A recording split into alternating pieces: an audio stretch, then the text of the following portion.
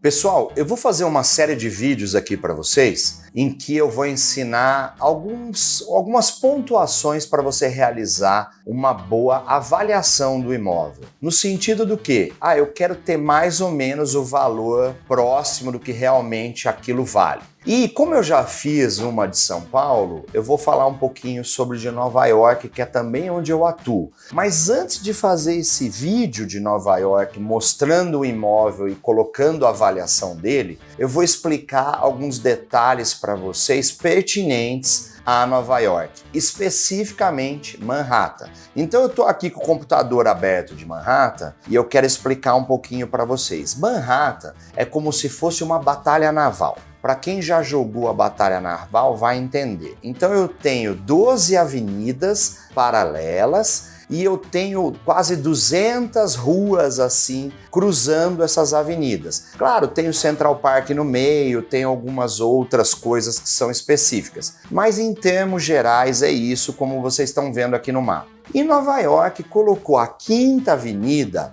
como se ali fosse um marco zero. Marco zero para fazer a divisão do que é leste do que é oeste. E quando eu pego aqui a Quinta Avenida, eu vou dar um zoom aqui para vocês, eu tenho aqui, por exemplo, a Quinta Avenida, e aqui você pode ver, por exemplo, eu peguei a Street 55, que seria a rua número 55. Da Quinta Avenida para a direita, essa rua passa a ser o leste, que a gente chama em inglês de East. Da Quinta Avenida para a esquerda, ela passa a ser o oeste, que em inglês a gente chama de West, que é com W.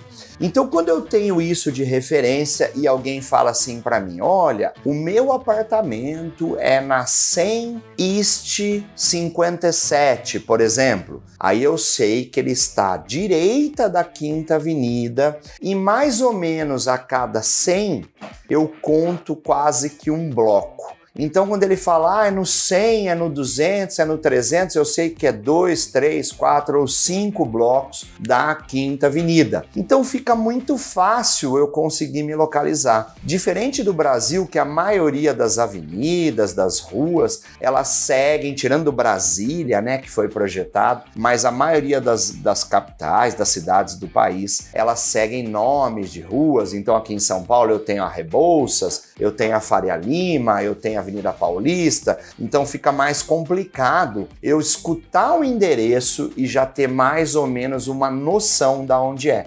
Diferente de Manhattan. Então, quando alguém fala assim para mim, olha, eu moro na 250 Oeste, número da Street 40, eu já sei que fica à esquerda da Quinta Avenida, olhando para o mapa, e que eu vou ter que andar uma quantidade X de blocos, mais ou menos, para eu chegar. Então isso ajuda muito. Queria trazer essa particularidade para vocês, lembrando que eu não tenho só número, então eu tenho da primeira avenida até a 12ª avenida. Só que eu ainda tenho a Park Avenue, a Madison Avenida, ainda tenho a Lexington Avenida, ainda tenho aqui no mapa, vou mostrar para vocês, que é a Driveway, que roda toda Manhattan externamente. Mas é como eu disse, é trazer para vocês uma ideia. Lembrando, a Quinta Avenida é o marco zero para eu dividir Manhattan entre leste e oeste. E sabendo mais ou menos isso, depois eu vou trazer para vocês um videozinho explicando um apartamento aleatório aqui, mais ou menos para vocês, por que ele custa aquilo, como que eu sei mais ou menos o endereço dele e por que ele agrega valor nisso ou naquilo. Fechado, pessoal? Entenderam mais ou menos aqui o que eu quis trazer? Fica aí essa dica para vocês. Posso trazer coisas mais aprofundadas depois, mas essa é uma noção geral. Lembrando que não só para você corretor, mas você consumidor aí que está me ouvindo,